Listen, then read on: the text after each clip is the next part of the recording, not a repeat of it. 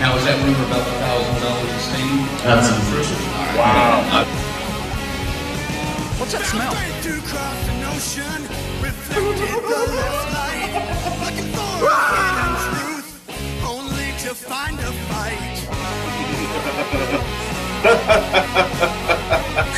I can't believe what I saw. Look, I'm being gay over here. Locally, I really...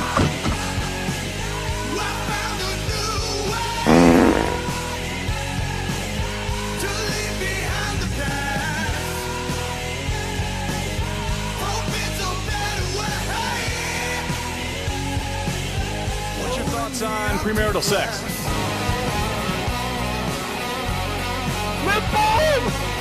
Come play with us. I'm getting the fuck out of here.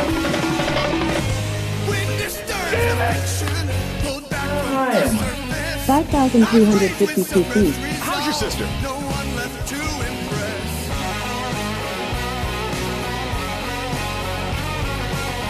Cereal champions. Lowest cost. Only equipped swimming pool, which we have right here. You can see with a nice natural side, nice ceramic side to it, and yeah. Let's go check out the west side of the house.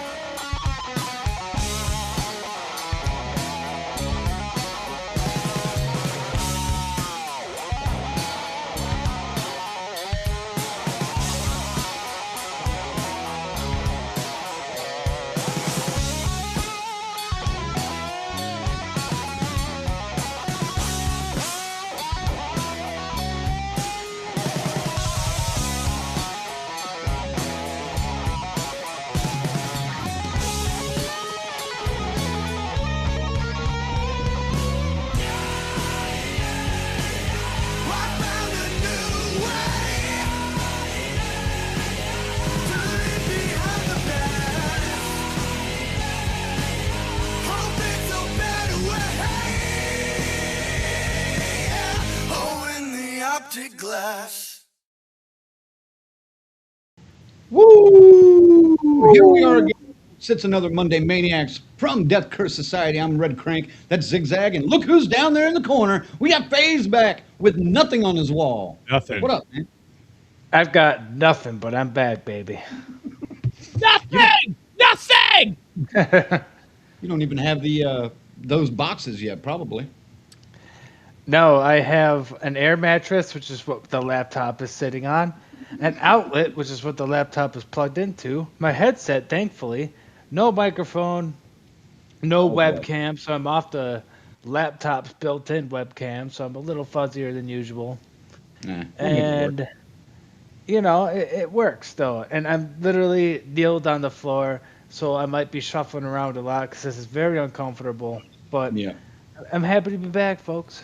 Yeah, yeah. Just made the move and getting settled in, so yeah. It only took 23 days. Yeah, 3 weeks.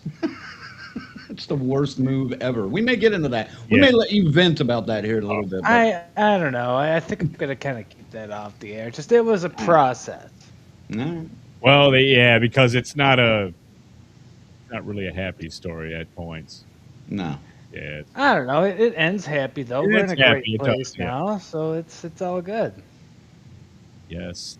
Tommy Click, welcome back, buddy. How you been? What's up, Tommy? What's up, Tommy? I think he won today. No, he was too early. Was early? Yeah. I saw him and Tyrone come in a bit early, so. I'm watching. I was looking at the comments as they came in, and well, that means we were close, but we'll get to that. No, we'll get to that in a minute. We'll get to that in a minute. Pretty sure I know who won Facebook, but yeah, it's pretty clear on our end too. So yeah, it's all good. I can't tell where they're originating from on my end, so. Right. If it has an @ in front of it, it's YouTube. Okay, there you go. Yeah, that's one thing. Yeah. All right, gang. Tonight we are going to be talking about the new movie Leviticus that's in theaters now. A queer coming-of-age romance gets dragged through religious horror when a forced deliverance ritual unleashes an entity that turns desire itself into the monster. But before we get into all that, of course, we've got to take care of some business. And right out of the gate, yep, this is the one that I saw come in right at the top. Whole damn enchilada pod. Welcome, Rick. On YouTube, yep. Good job, Rick. Yeah. Joshua got in there right after him on YouTube though, so it was a close call, but Joshua, welcome to you guys. Though. What, right, on Facebook, right. But welcome to you guys. BK's in the house, like you mentioned. Tommy Click's in there. What's up, Tommy? Good to see you again. Gina's here. Carrie's here. Bill's here. He says, hey, Ziggy, his mystery boxes were great and worth it. Oh, cool. Good for you. We don't have such luck. Yeah, Ziggy's the only one that gets screwed over on the mystery boxes. The last one was pretty whack. You know. No, the one before too was not great. Man. I mean, I think from Motor City. Yeah, but it had some things in there of value at least. You know? Did it? I remember you going nuts about that one too. It got a rant, but it didn't get as hot of a rant as the last one, the Texas Frightmares, when they're sitting there with old Halloween candy from 2 years ago, sitting in a corner in a pillowcase that they went and got it with and started filling these fucking things. That was stupid. That was rough. That was rough. All right, Paula's here. We got Rachel in the house. We got those two again. We got Grizzly here with the woo fish. Woo fish. Dun, dun, dun. Trying to scroll through these. The Twisted Twins have arrived. Grandma Sue's back online. Welcome back. Grandma Sue. Yeah, that looks like about it right now. So, welcome, goddamn it, welcome. Boys, won't you take it away? All right, I could start. This has been gone for so long. Special thanks to our final girls and guys, C-Phase, the Muffinator, and Tyrone. That's right, and the Crazy Ralphs, Bell's Fancy Creations, Dr. Smiley, Grizzly and Paula, Luke, Morgan, Crip, Joshua, Raymond, Alan, Terry, Twisted Twinning, as we just mentioned, and the whole damn enchilada.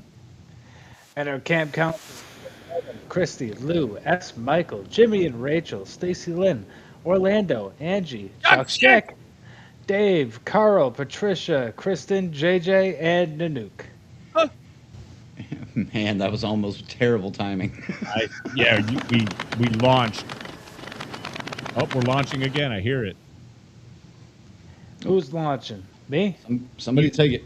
You started going down, but you went up. If you'd like to become a member of the Death Curse Society, all you got to do is go to deathcursesociety.com, find the tier that fits your pockets, and you'll be helping us out, helping us get on the road, helping us pay for bandwidth, all this cool graphics and shit you see. It all costs money. Everything. All of it. Even that cool intro we have. The most expensive intro ever in the history of podcasting.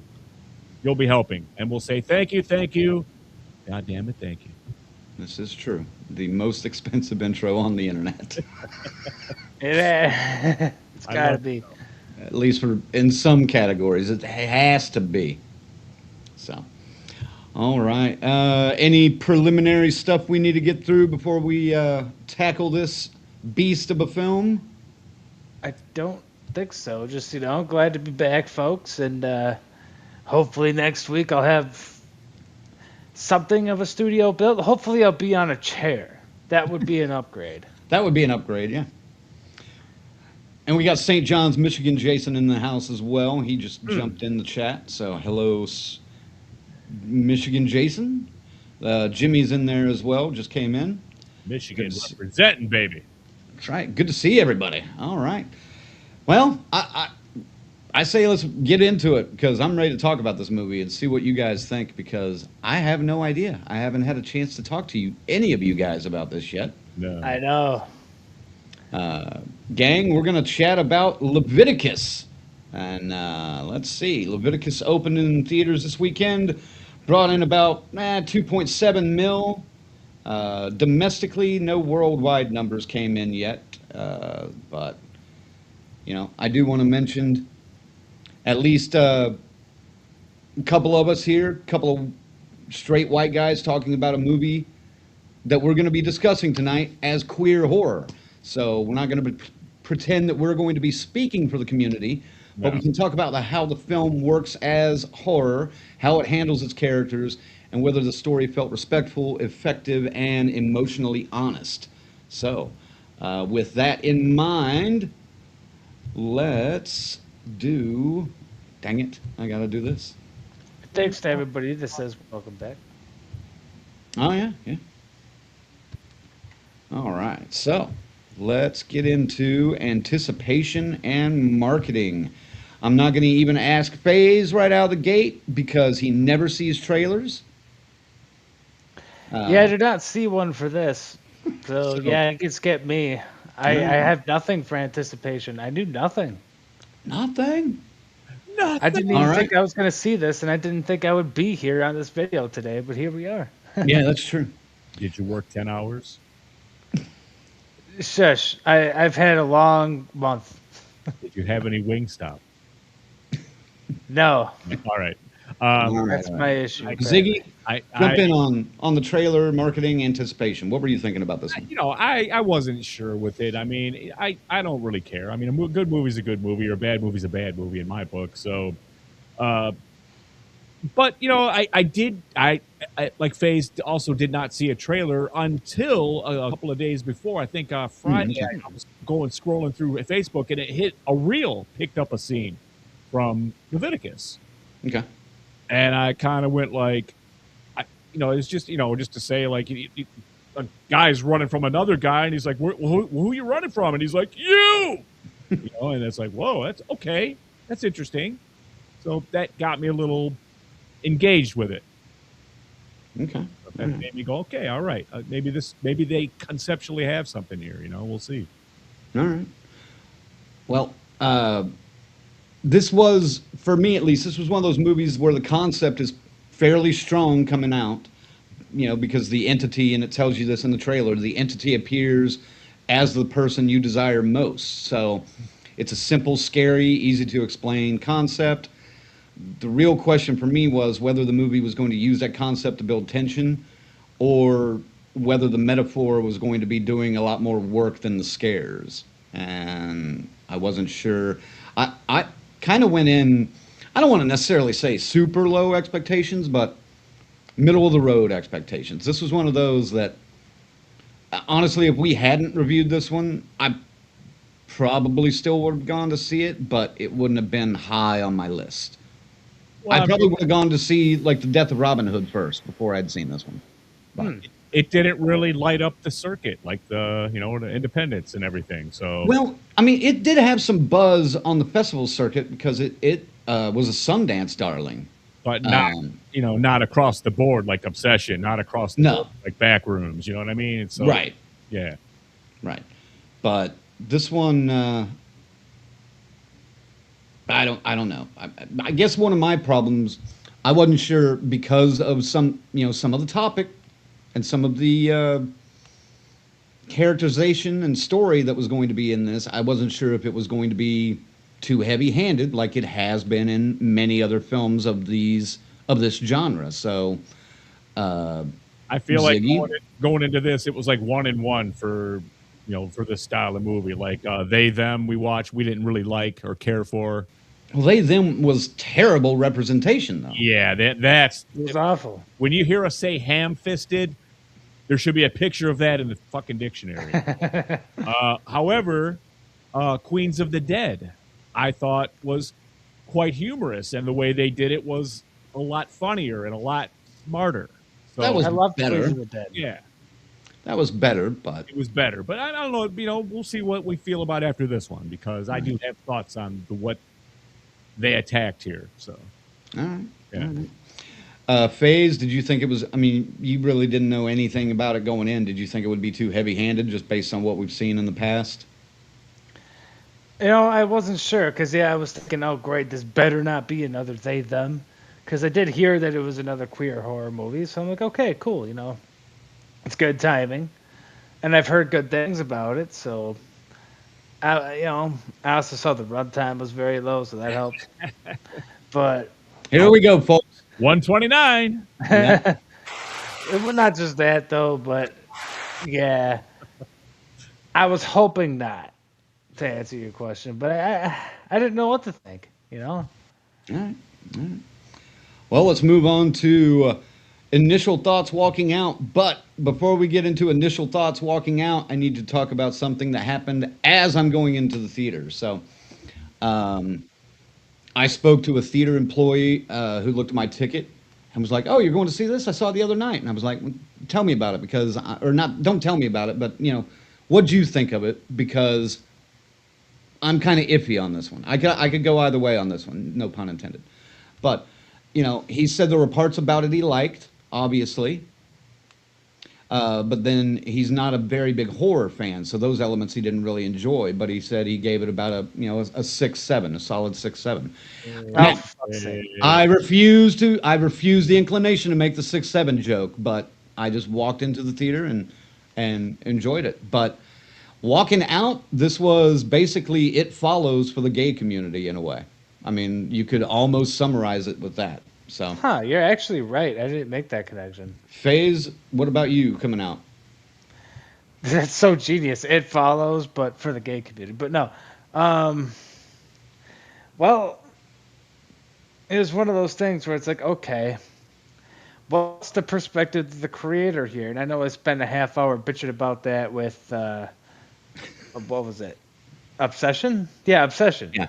And I was kind of wrong there, so I'm hoping there isn't a negative view towards gay people in this thing, because it seems kind of from the creator. Yeah, I don't think so. I'm glad that you feel that way. I'm sorry if there's an echo. This is a very empty room. I can hear the echo, so if you guys can too, I'm sorry, but it felt very like this person didn't know a whole lot of gay people and was just kind of going off their own imagination of what they think they're like. So right. That was kind of some of my early thoughts, but besides that, I felt a little dissatisfied because I won't go into it obviously, but I feel like the solution to the problem was a little too easy. And like, I don't know, I felt like the conclusion was just didn't. I should have gotten my thoughts together for this one, because this is a complicated film, but like, It is complicated. it didn't like go the direction I thought it would go in, but it didn't really explain itself so well in going in that direction. Like it left me kind of confused. All right. Which I don't know. Maybe I just need to watch it again and thinking about it more. But Well, I don't know. I don't want to like maybe our spoil discussion. anything. Maybe our discussion tonight will open Yeah. it up a little bit. So, Potentially. So I'll just leave it at that for now. all right. Ziggy, what about you? Yeah, man. I walked out, and I was like, interesting. I didn't. It's not they them. Thank goodness. Mm-hmm. And It isn't. yeah, and but it's pretty serious. What they're doing about and can't mince words here, man. This director, this filmmaker, has had issue with the Catholic Church. Straight up. I mean, there's Or some religious sect. some religious sect, let's say, but it looked pretty Catholic to me. I've seen behavior like this. So, but religious conversion, if you're not familiar with, is something that exists that it will absolutely enrage you if you start digging into that shit, man. Sure. And so that's what the source of the evil is here. Is in my opinion, it's the fear of the queer nation, and everything. It's all that, and the bigotry about it, and all of that. You know what I mean? And it's there. It's within this, trying to protect you through these methods, but it's, you know what I mean? Trying to fix you. Fix you. Yes, you scumbag. You fucking scumbag. Fucking closed-minded fucks. That's the shit Yeah. that's pissing me off. Yeah, I mean, Taking so- it out of my mouth, man, because I'm like, these You heard me in the car afterward. We watched it together, Oh, me and Ziggy. And you heard me in the car afterwards, like calling these church people some expletives. I'll leave it at that. I just very angry, like these pieces of shit. These kinds of people who would, do this to queer people. You were leaning into the parents for allowing it. That's true. I was leaning into the mother. Yeah. For fucking, because she saw. We might be You know what? getting a No, little- it's gonna yeah, get too spoilery. Yeah, so I'll we're just, getting a little too far ahead here. yeah, let's not get too. I'll bitch about that later. Right. We got a full act to talk about that. Yeah. Yeah, but I walked out kind of like, okay, this isn't the greatest horror movie of the year or anything like that, but it does tell a pretty interesting story, and the concept is great. So, because they do, you know what I mean? They take that and they weave it into reality, even though there is a supernatural thing going on here. It's just it's again kind of subtle, and it doesn't really, it's not really the focus here. That's what it is. Okay, it's there, but it's there for a reason, and it plays out through how they tell the story. So, Yeah, for me, I mean, this wasn't necessarily a bad movie, but I'm going to be honest, it feels kind of forgettable in a way. I agree. I don't think this is going to be one that I think about a year from now and go, you know what, I really want to see Leviticus again. Now, also, this movie wasn't made for me, and that's okay. I appreciate films that are more inclusive and diverse, but in some cases, that's going to alienate a large portion of your audience. And I don't know how many people were in your theater to see it. I had 2, besides me. probably There had were a few. 10 in there, I'd say, with us all throughout the theater. This was one of the thinnest theaters that I've been in a while when it came to audience numbers. So also, many of the rave reviews that I keep seeing for this film are from queer publications, praising the film for its realistic portrayals and inclusive storytelling. But for the casual moviegoer, that might not be their kind of film. But I enjoyed this more than I thought I would. It doesn't punish you for being straight or No, it doesn't. And that's right. important doesn't- to me. It doesn't do that, and it doesn't necessarily just, lambast the straight community for not being gay. Yeah, just for the stereotype of course. of the common straight dude. So some movies do, though, FaZe. Oh, of course, I know. Okay, so that's what I mean when we talk about ham-fisted. That's what we're talking about, I think. That. Right. So, It does kind of get on the church for being gay conversioning, at least those kinds. But Right. We'll get into that later. well, okay. Let me ask you guys this: did this feel like a movie that you guys would rewatch, or just a one-time shot? Ziggy. Yeah, I'm like you. It's not something I would go and. I'm sure there would be 3 or 4 other titles that would hit me. I'd want to see more than I'd ever want to see this again. But I could wake up in the middle of the night and it's on HBO or something, And just leave it on. I'm just gonna watch it. If when Seinfeld gets ripped off of Netflix. Damn it, man! Don't. It's terrible. What about you, FaZe? Would you rewatch this one? I would not be surprised if I never see it again. It's just, it doesn't interest me. And I wish there were better queer horror films out there, but unfortunately, we're just kind of left with, There are some on the indie market, but in the indie market, yes, but beyond that, it's mediocre at best. right. I would Can you agree guys with you there. see me? You can see me. I can see you. Yeah. Everything just crashed. My whole studio crashed. I can't see anything. I can see you guys at the bottom of the screen. That's it. So, all right, You're I all can good, man. all right. Still there for a minute. If it doesn't come back, let us know and you can Wait, let me see. reboot or reset or something.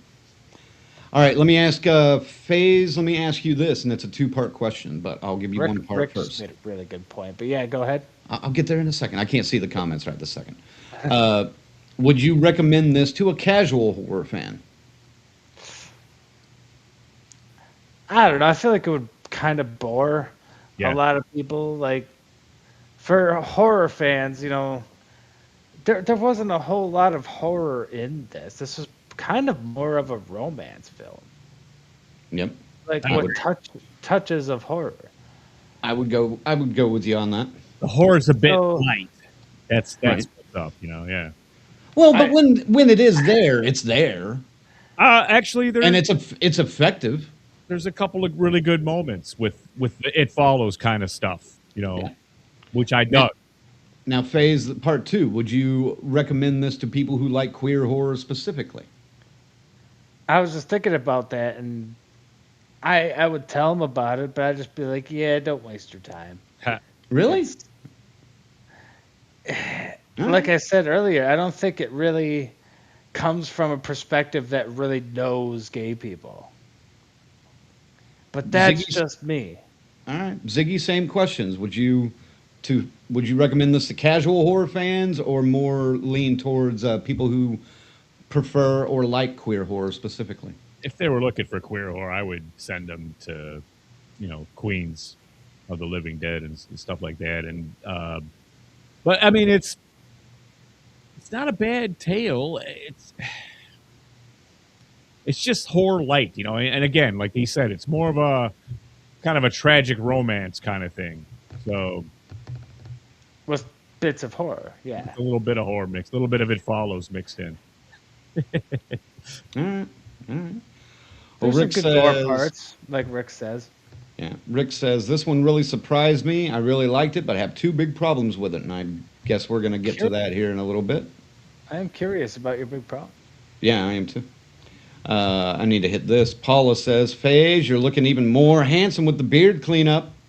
Thank you. I'm trying to get a new job here. I was getting ready to say, that's a job hunting trim right there. Yep, I'm making myself look hireable. So thank you, Paula. That is very affirming. Thank you. God damn it, thank you. I'm gonna dip out now and let me right back in because I'm still here. Sounds good, man. All right. Yeah. It's driving me nuts. Take care of your shit. All right. Is this star the comment you're talking about from Rick? Because he's got like 12 in here already. Yeah, wait, which one did I just talk about? I don't know. I can see. Oh, yeah. Or just go ahead and put it on the screen. I mean, I mentioned this one being a really good point. Most Christians Yep. use Leviticus to damn gays while ignoring the other Leviticus rules like tattoos and eating shrimp, I'm saying, which yeah, is very true. Hey, don't take my shrimp away from me. I like Same here. shrimp. I mean, I prefer salmon, but all seafood's good. well, it's according to Leviticus.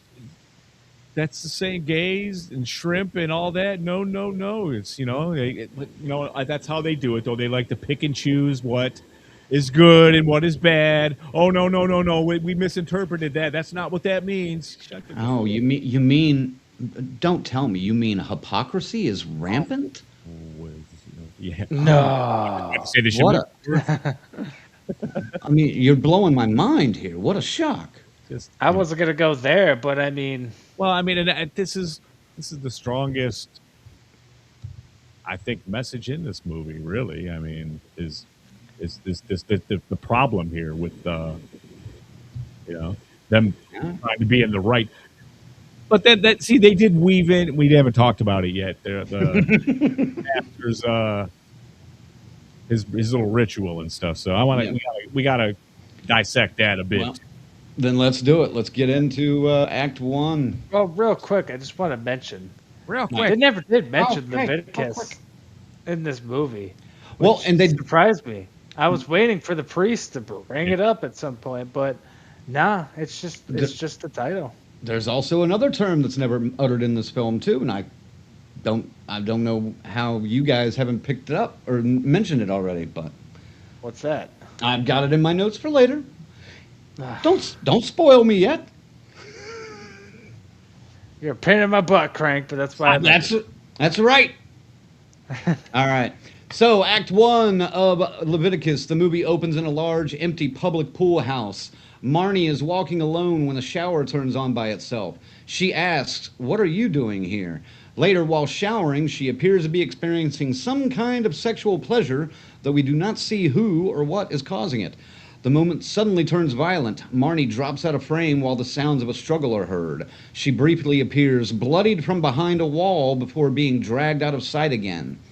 The story then jumps ahead to Name, and his name is Name, by the way. So, for the rest of the interview or rest of the review tonight, folks, when you hear us say Name, probably talking about the main character. Name. His name is Name. What was his name? His name. Yeah, that's what I'm asking. What his name was. It's Name. It's like naming That's a what I want character. to know. I need to know his name. This is a terrible Who's on First skit, man. You didn't even let me get into it. I got like 10 pages of this shit here. Abbott and I Costello. hated his name. Abbott and Costello. Abbott and Costello would be proud. We can carry this on later. Oh. But the story then jumps ahead to Name and his mother, Arlene. After Name's father dies, they move to an isolated town in regional Victoria, Australia. Arlene quickly finds comfort in the town's religious community, but Name struggles with how extreme the town's beliefs and practices are. Name's main escape is Ryan. They gave him a regular name. A local teenager. The two begin a secret romance and meet in an abandoned warehouse.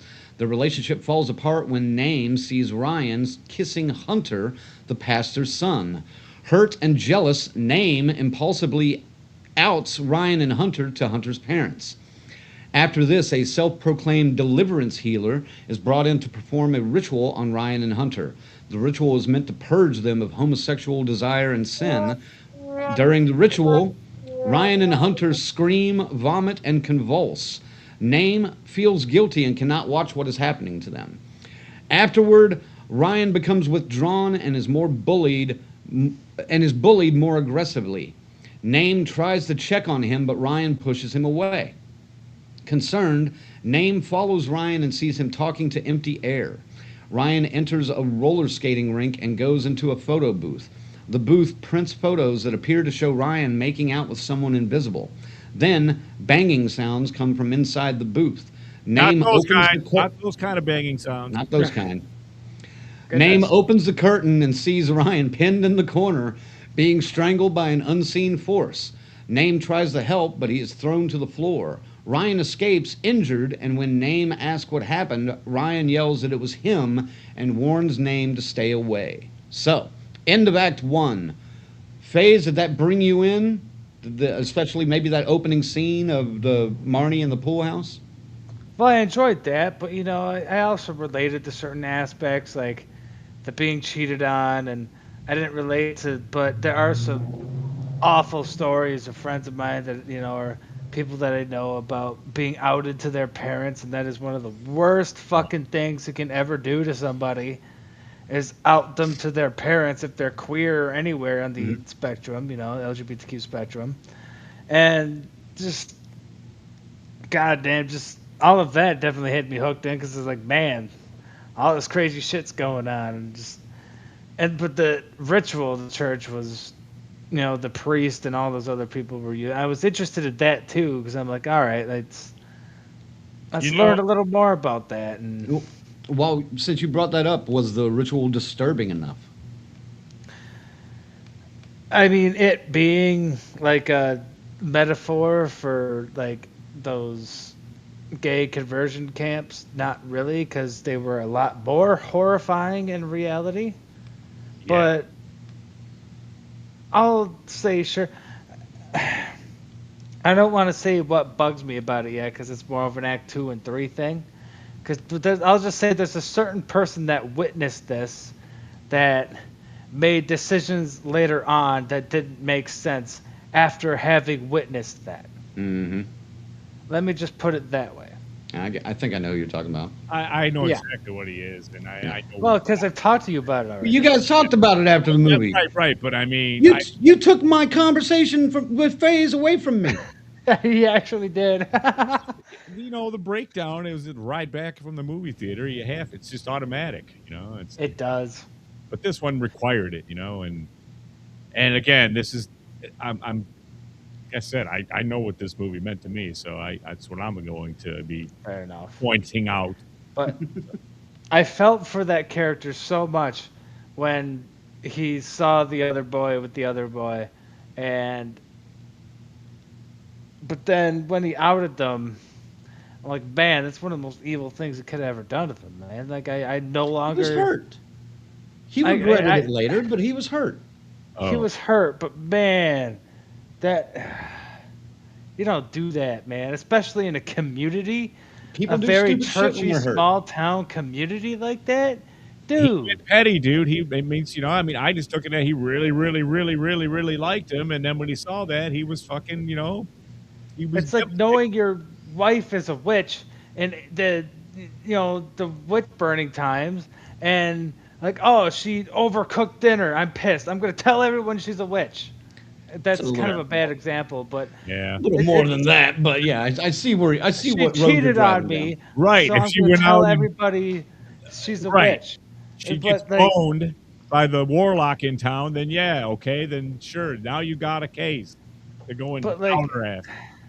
I'm just saying that was such a bad reaction. I get it. I get the heartbreak, but I do not agree with the action taken. All right. I gotta turn the light on in here because I'm Yeah, you starting need to some get more dark. light. I was going to So mention you that a guys minute take ago. it while I. All right, Ziggy, what about you? You seem to want to talk a little bit about the ritual? So did the ritual seem disturbing enough for you? That first one? You know what's disturbing about it, Crank? That there are probably places in this country where stupid shit like that goes down. That's what's fucking scary to me. You know? Yeah. So There's places just a little bit north of me. in this context, it's not scary to me, but the fact that it could be fucking real is way more terrifying. That aspect. Oh, Joe.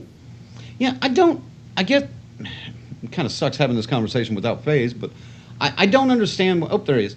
I don't understand why people can't just leave other people well enough alone to be themselves. Why is it your business that somebody wants to do drag or wants, is gay or It's you like know, they're dragging them in like a Clockwork Orange style, toothpicking their eyes open and making them watch some kind of act that they don't want to see. It's so stupid. I'm not really gonna have this conversation, but I'll just put it this way: people are scared of what they don't understand. People believe that God is the one and righteous way, and people are also taught that, making their child not gay anymore is healing and helping them, and people believe that. that it is still taught. You're right there. And It's, like Paula just said, because people are dicks. Well, and in most of the, like let's just call it the Bible Belt. I'm not even, they're in Australia. I don't know if they have an equivalent of that there, but I don't know. religion is above all. You know what I'm saying? So you don't question anything, whatever they say. that's where I'm at. You don't want to be ostracized from Right. the pack, from the, you know what I mean? Your congregation. So that's why they do it, and that's what makes it so stupid. In her face, we'll get there. Yeah. I mean, dude, they call Oklahoma the buckle of the Bible Belt. So, I believe. Well, you motherfuckers got Bibles in your schools now, so yeah. Yeah. Particular Bibles also, not just Bibles. We're not going to go into that, but yeah. I know, but yeah. All right. Ziggy, did Name and Ryan's relationship feel believable before everything went bad? Did you believe that they were into each other? Who? Name and Ryan. Whose name? Name. Name? The main character. Yeah, I'm Name. not. Fuck you, you fucking. I just wanted to drop. I had the meta joke with the Who, going right back to the original Abbott and Costello. It's I had to do it a little bit. I had to. Name and Ryan. I love you guys. Yeah, man. You know what? Yes, because he and it's a little clunky. I'm not sure if Ryan was he having the demon issue with the pastor's son, or was that like because they were throwing rocks and shit at each other, right? They were screwing around on the side. So Ryan is just. I don't think there was any demon stuff then. Ryan is basically he a He's hoe. a player. He a He's a player. player. Player. He a hoe. But yeah, okay. But it devastated Name. I mean, and it's clear that he's devastated. But he really, really liked him. I think that came out of his show. He really thought, wow, this is gonna. I feel good about something finally. Looks like he's having a tough life as it is. So he gets this, and then it's quickly taken away. Well, and his dad just died too. And his dad just died. Yeah. So his dad died. His mom moves him to some, podunk hillbilly town in Australia. Right. And he's not happy. Doesn't realize that he's closeted, and then some guy screws around on him. So. Tarek, stop it! You're killing me tonight. I can't even see Tarek. Good goodness, Tarek. If I didn't know you, I love you so much, Tarek. Jesus Christ. Oh man. Fine, I gotta go look now. What about the photo booth scene? Was that pretty good? That was a pretty good opening for some of the horror. For what we were experiencing with this, and finally getting a it established what was going on pretty nicely. And it's like, okay, this is really the perspective that's going on here, and like, and this is the scene that leads up to what I was talking about. Like, he gets attacked in this photo booth, and like, Name is outside. The pictures are there, and it's Ryan kissing nothing. He's kissing air. Yeah, and kind of bails out of the booth. He's all fucked up and scratched and everything, and he's like, "Whoa!" And he sees Name and bails out immediately.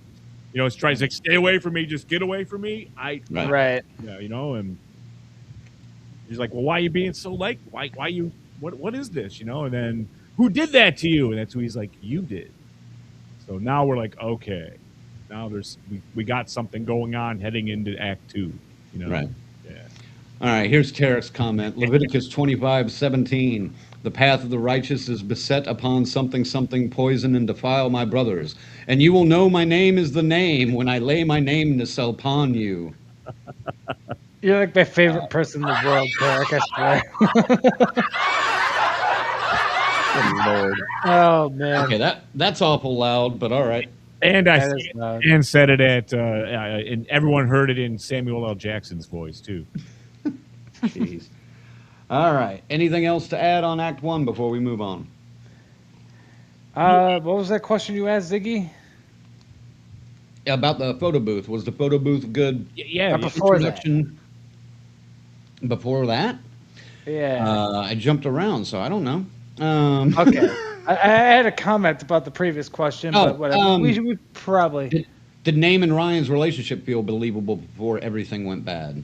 Oh, and that kind of tied back to what I said earlier, where this felt written from a perspective that didn't really know gay people that well. It just, I don't know.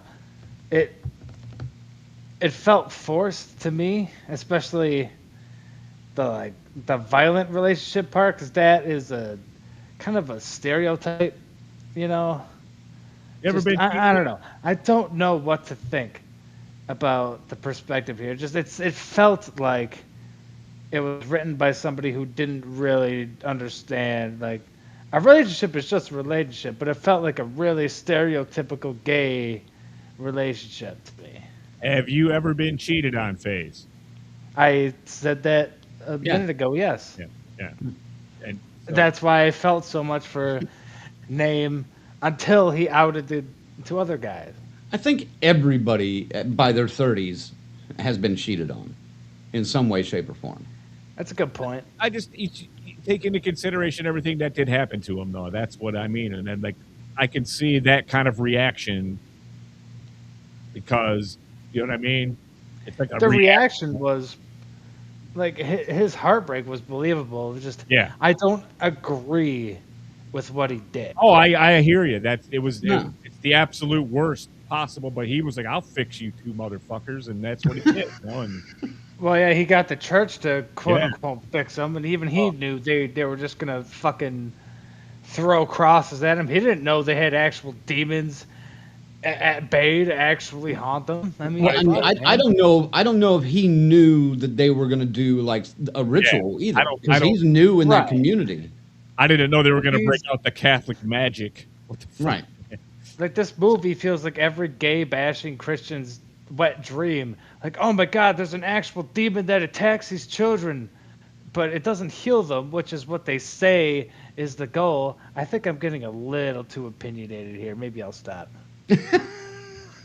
But like, You're fine. All right. Yeah. I don't know. Anyway, Act 2. Yep. Let's float into Act 2. All right. After Ryan's attack, Name tries to understand what is happening. He seeks out Hunter. Stop.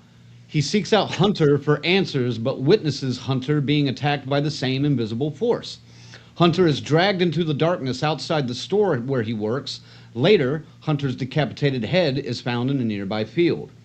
Afraid Ryan will be next, Name goes to the police. He admits that he and Ryan were romantically involved and tells them about the entity. The police dismiss his claims and inform Arlene about his relationship with Ryan. Arlene says she wants to protect Name from hatred and persecution, but she arranges for the deliverance healer to perform the ritual on him by force. After the ritual, Name confronts Ryan outside of Hunter's funeral. The two kiss, but Ryan suddenly attacks him. Name runs back to the funeral gathering and sees Ryan there already, realizing the person outside was not really Ryan. Hunter's sister, Izzy, tells Name and Ryan that a girl in a nearby town was recently killed in a similar way after the deliverance healer performed the same ritual on her and her girlfriend. Name and Ryan track down the surviving girlfriend, Jessica, at a hospital. Jessica explains what she knows about the entity. It takes the form of the person the victim desires most. It only appears when the victim is alone. It grows stronger over time, and she does not know any way to stop it. On the bus ride home, Name and Ryan, let's just say, make out in the back of the bus. Name tells Ryan he plans to leave for the city and begs Ryan not to follow him. Ryan agrees, but admits that if the entity is going to follow him forever, he does not want it to be anyone else but Name. At school, Ryan is attacked again, this time in the bathroom. The entity mutilates his ear. Meanwhile, Izzy blames Ryan and Name for Hunter's death. She tricks them into going to an abandoned car park where she reveals that Name was the one who outed Ryan and Hunter. A fight breaks out. Ryan helps Name escape, but then tells him he never wants to see him again. End of Act 2. All right. So, Ziggy, what do you think of the center part of this film and the build-up as it went along? I mean, once he saw what the ritual was, he obviously regretted it, and he tried to tell him that. Oh, he felt yeah, remorse like a motherfucker. yeah, but As he should. I can't You don't blame out the people dude. like that. Dude, yeah, what the fuck? But hey, man, those guys. Well, look what happened to the other dude, and then you got now they're looking at Name, Name, and he's even got some vengeance in his eyes, the pastor and stuff. So yeah. What about let me ask you this: did Hunter's death raise the stakes once he got? Well, it threw me off the trail a bit. I'll say that much. I was kind of like, Okay. now I guess we can. This is the end result. This is how you get rid of it. It fucking kills you. Yeah. What about you, FaZe? Did Hunter's death work for you, and what do you think of just Act 2 in general? I think it worked all right. It definitely gave more stakes. Like, all right, there is death eventually that comes from this, which is, I mean, it's already pretty suffering enough. Once you actually get to how to fend away this demon, though, it gets really disappointing, but that's Act 3. But so far, I'm still into it, And we haven't gotten to the other ritual yet, right? No. Okay, so I won't talk about that. We just covered it. Was the end of Act 2 was when Name got ritualized. Oh, when Name got ritualized? Okay. Yeah. Fuck his mother. She's a piece of shit. She watches. So let me just. She watches it happen to Hunter and Ryan, and then says, "You know what? That'll work on my son too." Gotta save him. I'm just gonna be very blunt here. This is a mother. She has a child. there is no love stronger than what a mother has for her child. So what the fuck are you doing after watching these two boys convulse and vomit on the floor after this ritual that clearly did not save them? They're clearly fucked up afterwards, and shit keeps happening to them. And one No, mysteriously I'm gonna- dies afterwards. And one seriously dies afterwards. She goes right ahead and be like, you know what? I'm going to put my son through this because he needs saving too. Fuck her. She is a bigger piece of shit. No, she and the guy from Obsession are in like competition for biggest piece of shit in horror. Oh boy. In 2026 horror, at least. They are just scum of the earth. All right. That's my rant. All right. Fuck Name's mom. Arlene. Not literally. She's a piece of shit. Arlene is her name, by the way. Fuck Arlene. All right, there you go. All right, FaZe, let's calm you down a little bit. Did the invisible attacks work visually, or was those scenes hard to sell? I thought they looked okay. There was a hand like pressed on the neck at one point. I thought looked pretty good for CGI. You know? The impression. Like it wasn't bad, and the acting was good too during those parts. I feel like they made it feel reasonably convincing. All right, Ziggy, how about you? Same thing. Did you like the invisible attacks? It looks good. Just as good as Visible Man was and everything like that. So, it's odd, that it manifests this way, and they don't really tell you why it's there or why it's on only after gay people and stuff. You know what I mean? And again, I believe he designs it as this is great. You're breaking religious laws. We're sending this directly at you. Well, who says if the ritual was done on a straight person, it wouldn't affect them the same way? No one. Right? No one Didn't says really that. explain it well. It's just like I said. It's every Christian's wet dream. Every gay bashing Christian's wet dream of there's an actual demon that can get inside the brains of these kids and scramble it. I guess I don't know because it doesn't fix them. That's for damn sure. All right. Ziggy, FaZe already pretty much covered this, but did Arlene's decision to force the ritual on Name make her unforgivable?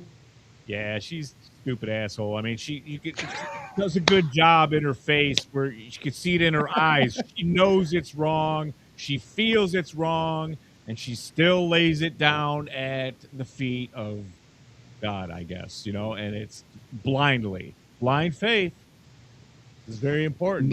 So, Isn't that how you're supposed to experience faith? yes. In the Blindly? 1860s, probably, but we're in 2026 now, motherfucker. Like things have changed. She knows it's Sorry. wrong. She feels it's wrong, and she still turns away and lets it happen. So she's an asshole. Fuck her. Well, okay, it almost sounds like you guys won't agree with this, but were the entity's rules clear enough? I thought they were. Once Jessica laid them out. Yeah, but why? Why? What does it matter? When did this start? What does it That matter? is a good It does point. Like matter. it doesn't matter, but like I agree with Ziggy to an extent. I was kind of expecting a little bit of an origin to this fucking gay bashing demon that So the you want Christians a have prequel? control over. You want a prequel to Leviticus? No. We already have I- that. I'm saying, I mean, this is the short film. They could have added 10, 20 minutes talking about where this demon came from, and I would have been too pissy. The next horror film from this director, Genesis. Yeah, right. Maybe not. What's after Leviticus? Deuteronomy?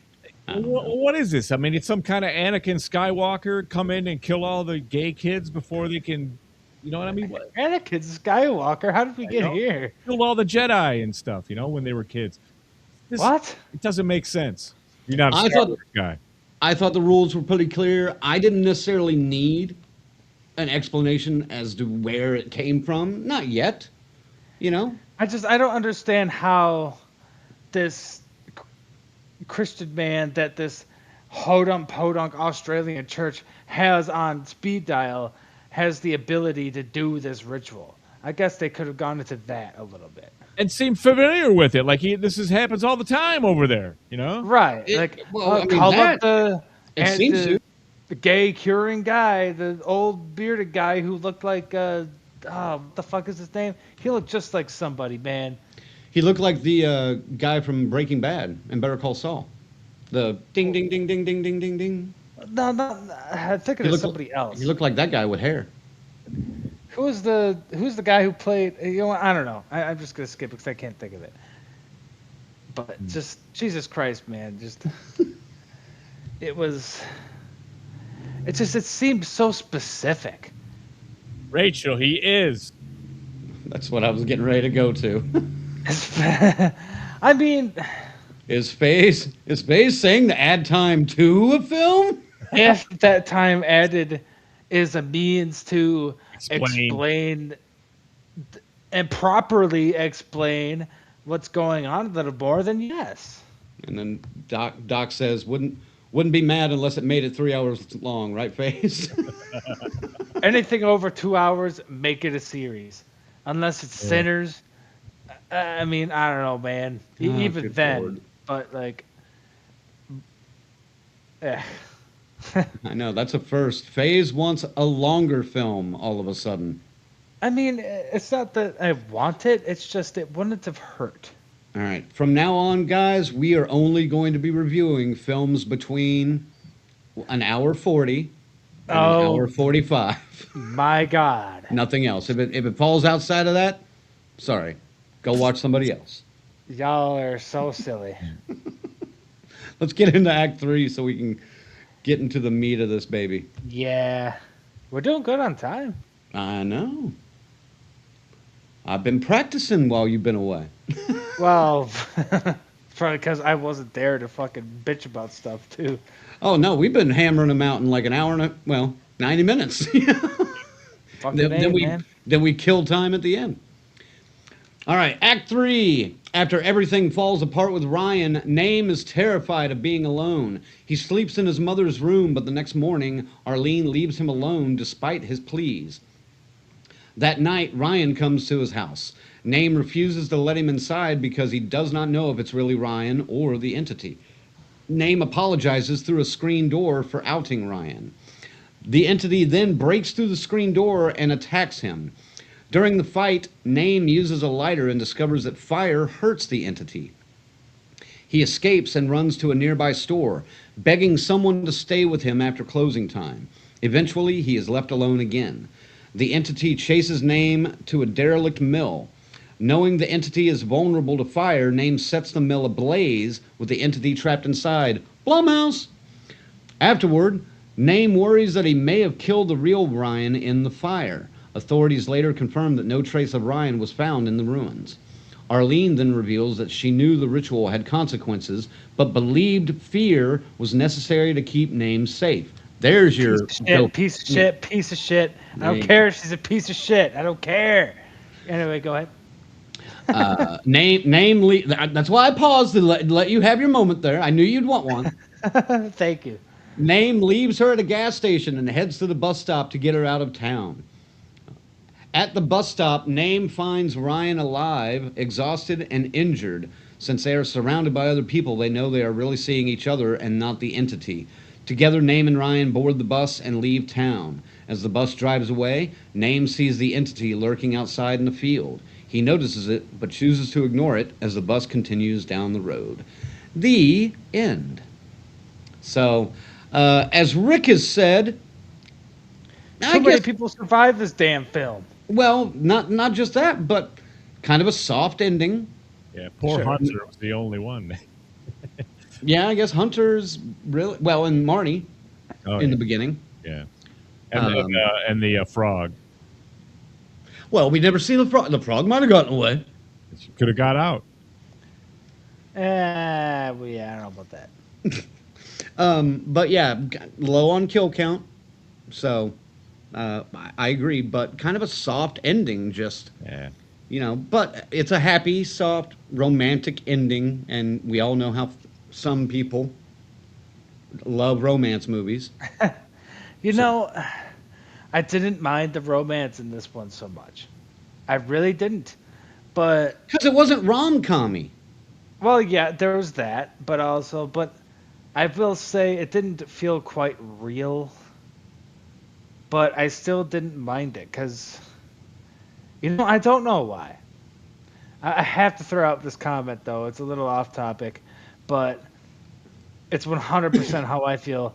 The only extra time this needed was maybe not the, I don't know what he means by the parents, but the mom and the priest. The sister, sure, but the mom and the fucking priest getting killed. Well, they're not gay, so the entity's not coming after them. They deserved it anyway. I could have forgiven it. The priest survived. That fucking mom eating shit and dying would have given an extra point to this film, more than a cat would have, which there was no cat. No cat. No cat. I'm going to mention something. This movie never says the word gay. This movie Isn't never that says the word interesting? Yeah. queer. This movie never says any term that refers to that. It It avoids is pretty the cool how it terminology. pulls that off. Yeah, it avoids the terminology altogether. And I Well, thought that was it's an able to do interesting. that because it shows you these boys kissing for several minutes at a time, so you pretty much know. Well, but I just thought that was an interesting choice to make as the writer and director. I thought that was an interesting way to do it. So I can't forgive the priest either, but I forgive the mom less, is what I'm saying. Because she is the one that should have known better. The priest is already long gone. He's a fucking fire burning. And by the way, since we're here at the end of Act 3, Yes. fire being the weakness, it's the one thing that stops these go. How the fuck did nobody figure that out? Is nobody a smoker in this film? the demon Like- is born. The demon is born from fire. The demon is exanuated by fire. Yeah, he tells you that during the ritual. So it's like, okay, where's the second fire? Oh, nobody smokes in this film, so nobody realized, oh, fire's their weakness. All you gotta do is light a fire in their face. They scream and back off. Like fucking, I don't have a good example, but fucking just, it's just so like, oh, after this outrageously omnipresent, threatening demon that is haunting you forever is suddenly just completely helpless to a Zippo. Yeah. Like, huh? All right. So, how about you, FaZe? Or how about you, Ziggy? Kind of weak. Was like- fire as the entity's weakness satisfying for you, Ziggy? Yeah, it was pretty like, really? That's Right. it, huh? That's how this is how the priest like puts everybody in a trance, by using the fire. But then when the demon actually, Which is why it makes sense to me. I wish I had a lighter handy so I could demonstrate. Ooh, scary fire. We know what I fire beat looks the like. demon. Thank you. I'm just saying, like, it's that easy? it makes sense. After but all of that, it's that easy? it must be a low level demon, like a you know what I mean, like a blue collar demon, What? or something. That A blue can't- collar demon. If fire stops you. If you're from hell and you can't be around fire, dude, what? You're a scrub. It's not necessarily from hell. I mean, there's... Well, how about Jason when he drowns in the lake, but he's afraid of water in a later film? That's true. I mean, We that made is fun a of- good point. We made fun of that. It's just, you spend all this time creating this incredibly threatening, omnipresent entity that could attack you at any time, and all you need is a Bic or a Zippo, and you're fine. You'd be like this. Thank you. Just Like, exactly. surround yourself with candles. It's like, oh, you're coming at me. You're seducing me like a succubus. Oh, All right. bye bye. Like Yeah. that Ziggy. easy. How about this, Ziggy? How about that screen door scene? Did that work for you?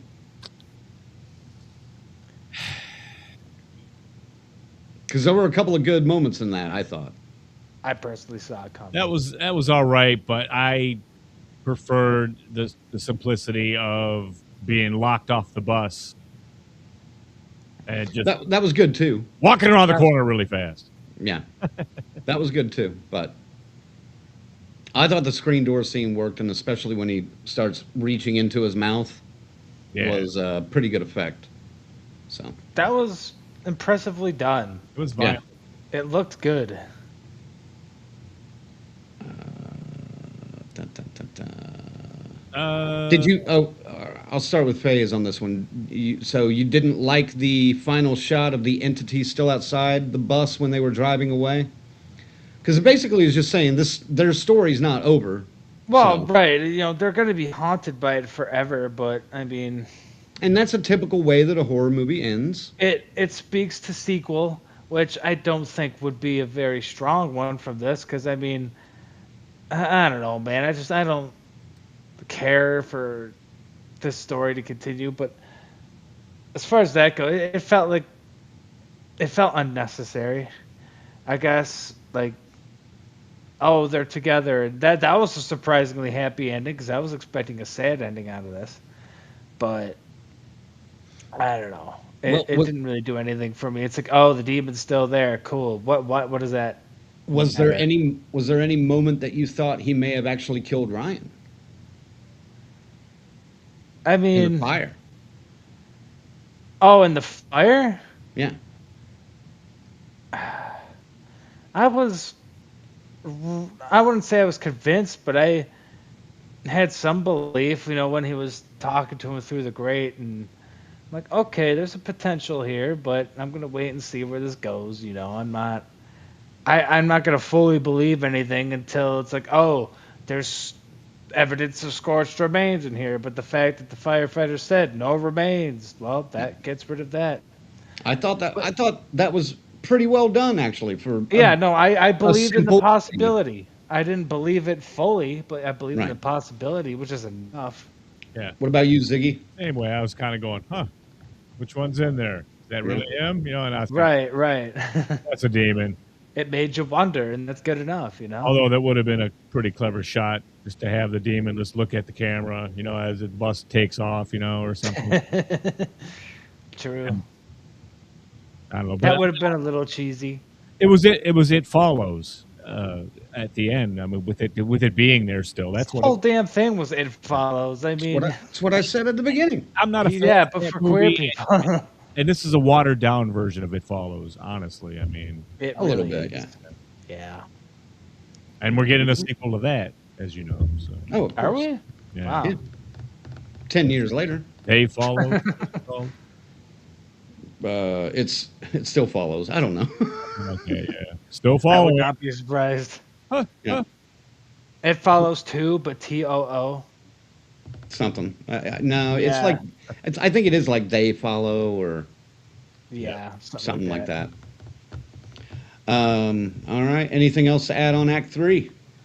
I don't think so. I already called the mother a stinking piece of shit, so we're good. Then you made your point. Let me hit a couple of these. Grizzly says, with all the religious talk, Carrie comes to mind with her mom. Totally. Yes. Yeah, but And- she's more of the just whatever they say I'm gonna do. All right. And he that- continues. That's worse.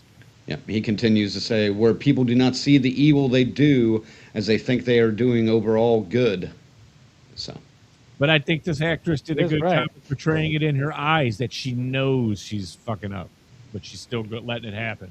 she knows. Yeah. All righty. How about casting and acting? Any standout roles here for any of you guys? We had Joe Bird as Name. We had Stacy Clausen as Ryan. I'm sorry. And Joe Bird as Name. Name? Yeah. Who? Joe Bird. That's his name. Name. Fuck Name? you. I'm just gonna say I'm not coming nobody back next stuck week. out. And Faye's favorite, Mia Wasikowska as Arlene. So any of the main cast that you thought drove it home? Nobody stood out to me in this one. I mean, it was well acted, especially while they were possessed. Huh. But I had no like stick out. I guess maybe I mean, I don't know. The acting only stuck out to me when they were possessed and like being attacked, because I definitely believed that they were being attacked and suffering. But beyond that, Interesting. nothing stuck out to me in this film, acting wise.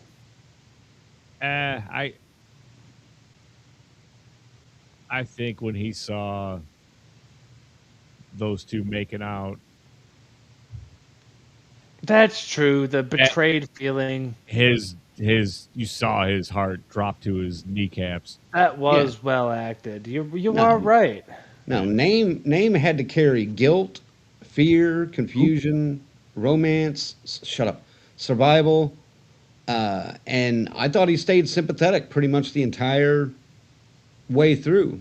Maybe not after the outing, but Well, during the outing, but after the outing, when he saw the consequences, he was sympathetic again. Yeah.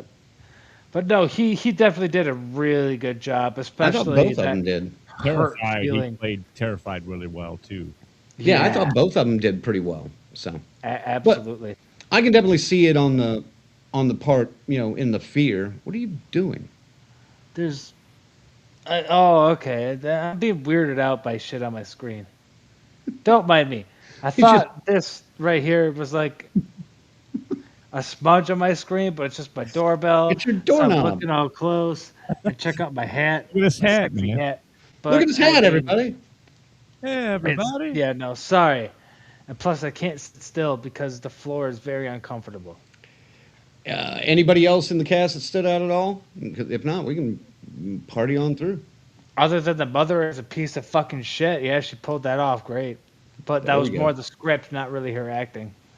No offense. I think she, again, she portrayed well that she knew she was wrong and was pretty convincing and had that she was wrong, but she still went ahead and did it.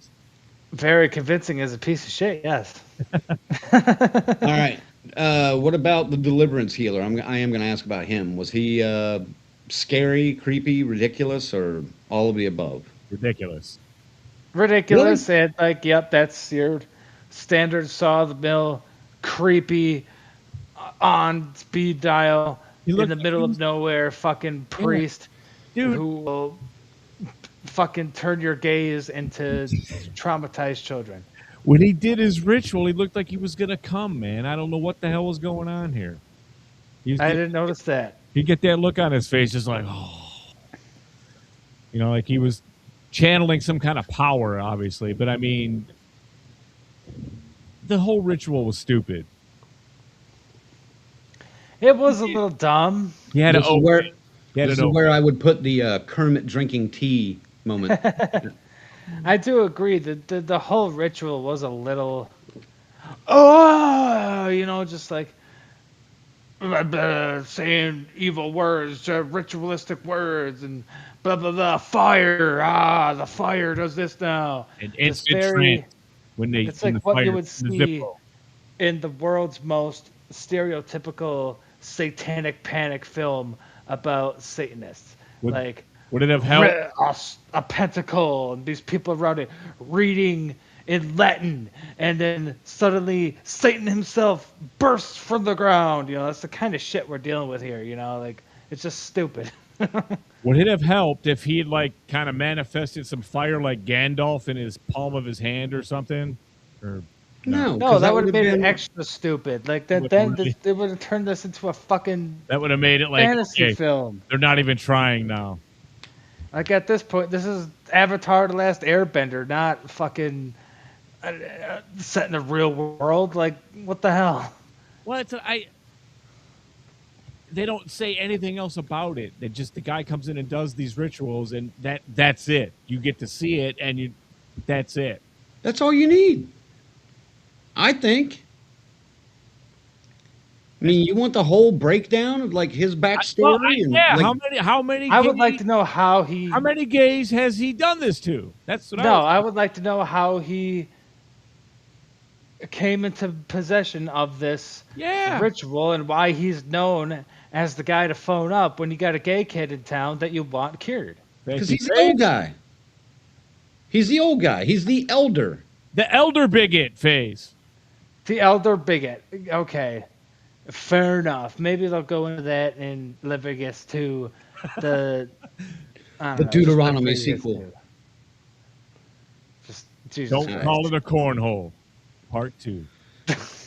Good God. Watch it there. Anyway, Writing and direction. Yes. Well, what? Just to get us out of that area. I mean, I'll kick us off. I mean, I already kind of mentioned that I felt like this was written in a perspective that didn't really understand gay relationships so well, because the relationships felt pretty forced. But I don't. beyond that, I didn't get that at all. I don't know his well, orientation. it was the violent nature of it, and it's like it was like, oh, boys are gonna be boys, are gonna beat each other up and then kiss because they're also gay. But I mean, I don't know. I'm kind of putting that wrong, but Well, it's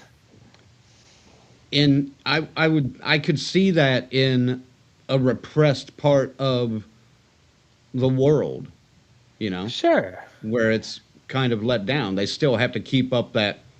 Yeah, we're no throwing rocks at each other, be And Rick, tough. I had no idea. He asked if the actors are gay. I don't know. Is the director? I don't even know if he is. I don't know. I would assume. Right, like that would answer a lot of my questions, because it felt like, I'm not saying it did, I'm saying it felt like, and I'm not a professional. Yeah. Okay, I'm not a professional in what is and isn't gay in this world. I'm just saying my perspective.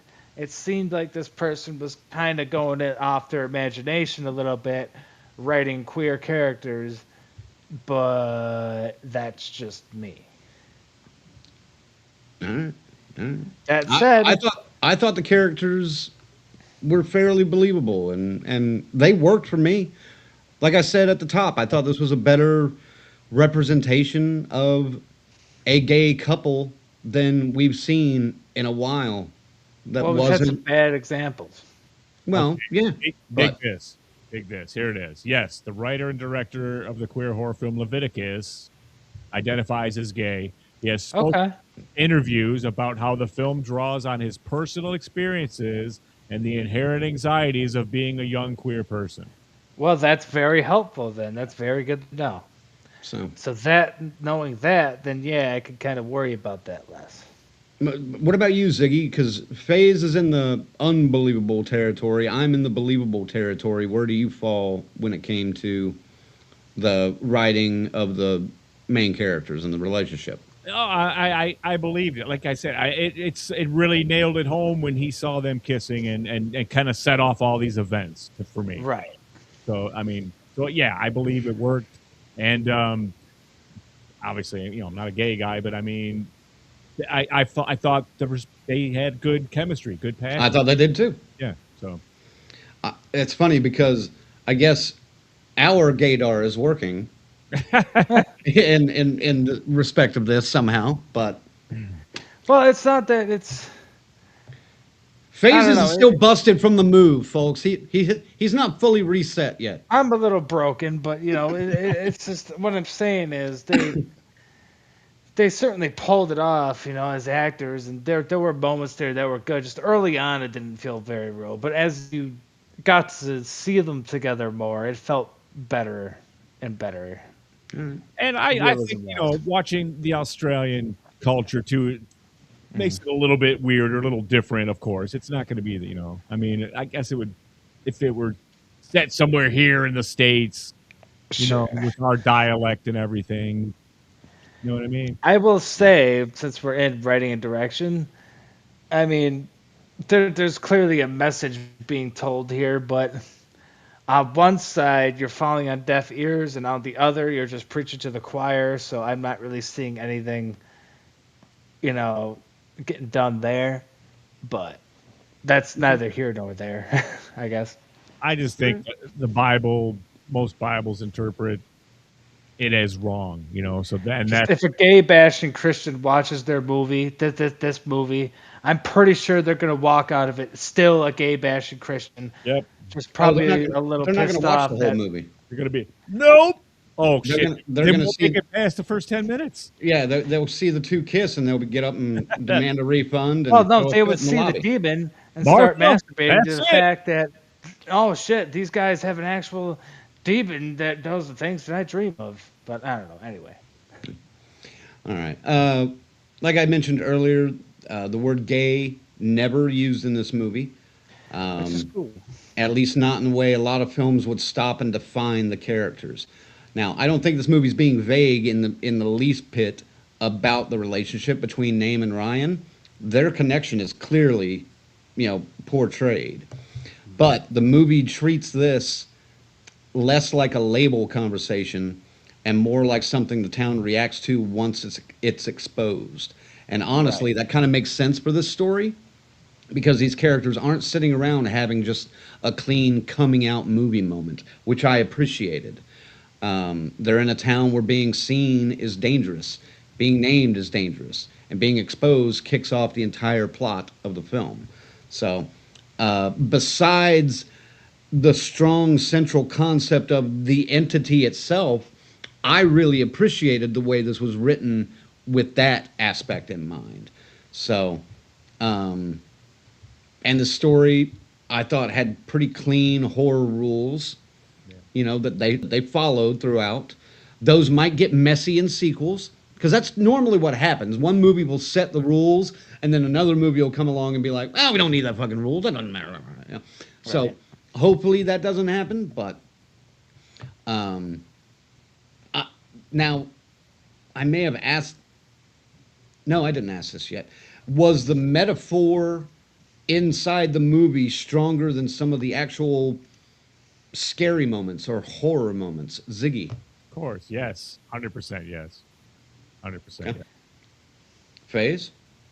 This whole movie was a metaphor. I mean, my mom said it earlier. A fucking snake ate a frog at the beginning, for fuck's sake. So the whole thing was a metaphor for just all of that, the gay conversion churches and the evil that they put on, and also the consequences that can follow if you out somebody to people who are going to hurt the people you're outing them to.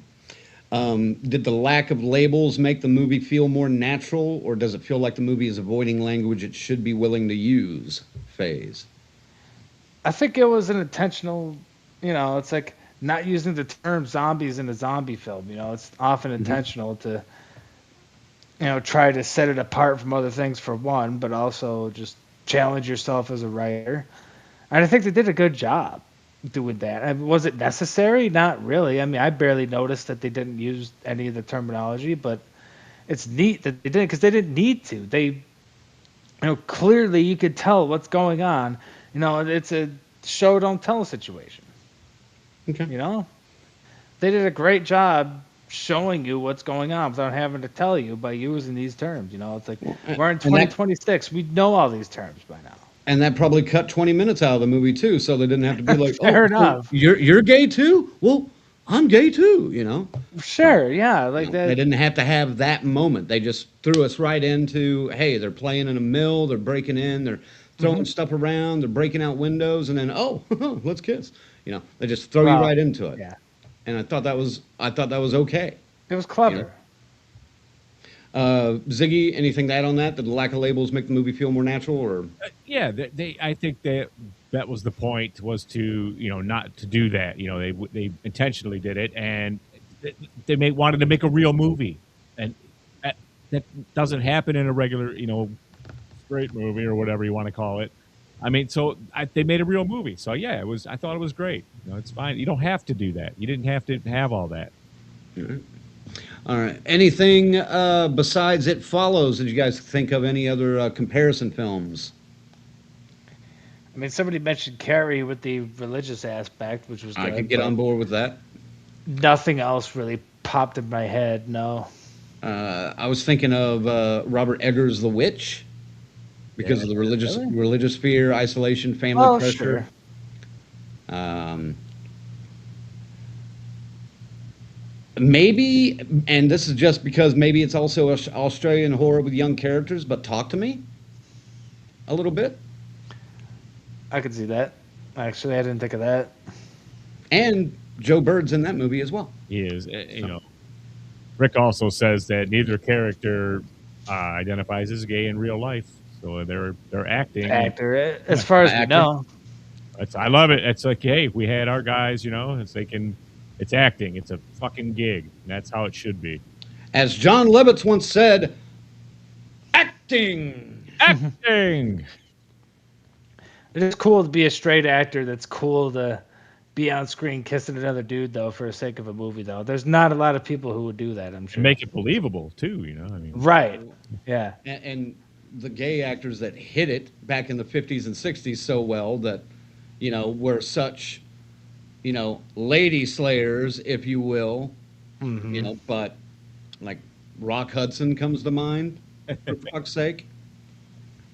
What about Let the Right One In? Oh, that's an interesting little comparison. Different rules, but Yeah, of course. all right, is It Follows too obvious of a comparison or just unavoidable because of the way they wrote this? How about Ziggy? You said one more time? Is It Follows just too obvious of a comparison or unavoidable? I think it's just the closest thing to what we saw. You know what I mean? That we can relate it to because, you know, there's not really anything else. You don't really get to see the entity per se. It is the people we've been watching act, you know, and it's like it just takes that form. And so, hey, it's the same guy, of course, you know. So I think it's the closest thing people can put it together and go, yeah, it's kind of like this same box, if that makes sense. Okay. Carrie brings up Kevin Bacon's film about gay conversion, and Doc answered it. They, them. Yep. We mentioned it earlier, but that movie is so horrible. I mean, I hate that fucking thing. I don't want to even talk about it. yeah. I mean, the only thing that good too. I mean, it starts very strong and then just goes, oh. And then it's like, let's throw every cliche in the book. Oh, don't forget to break into a musical number. Yep.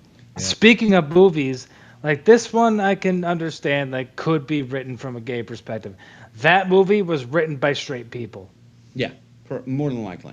Unquestionably. If the original script wasn't written by straight people, it was definitely rewritten by the studio and straight people. And I know it was acted by queer people, but that doesn't. The Right. script was still ass. Does Leviticus do enough to stand apart? Phase. What do you mean by stand apart? Just stand out amongst the queer horror genre. Oh, I'm not really gonna remember this one so much, but the queer horror genre is kind of lacking for entries as it is. You know, like, I mean, I don't know, man. It'll be there, but I don't see this being talked about a whole lot. You know, I think in the community this it will is gonna be. be very forgettable. I think in the community it's going to be a big title for a while, but I don't outside think it'll of, be very big. outside of that, when you get into the horror community, it's not going to be. The horror community is not going to give a fuck about this thing. That's for sure.